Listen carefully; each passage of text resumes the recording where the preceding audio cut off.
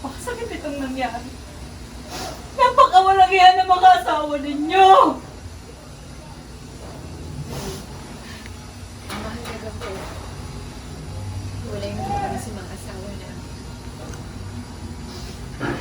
Ate Rose, maraming salamat. Dahil sa'yo namulat ako sa samahan ni Bianca yung ginagawa niya sa atin. Alam ko nung una, ako magbabantay. Ikaw kayo nagbantay sa akin. Nakasama tayo. Kaya salamat din ha. Kasi pinaniwalaan mo. Mga anak, sa lahat ng masasamang nangyari sa inyo, isa lang ang nais ko. Sana makaahon na kayo. Kaya ayaw magsusumikap ako lang pagtrabaho ulit. Kahit ano man ho yung pagdaanan namin, kakayanin ko po yung para sa mga anak. Pagtutulungan namin umahon.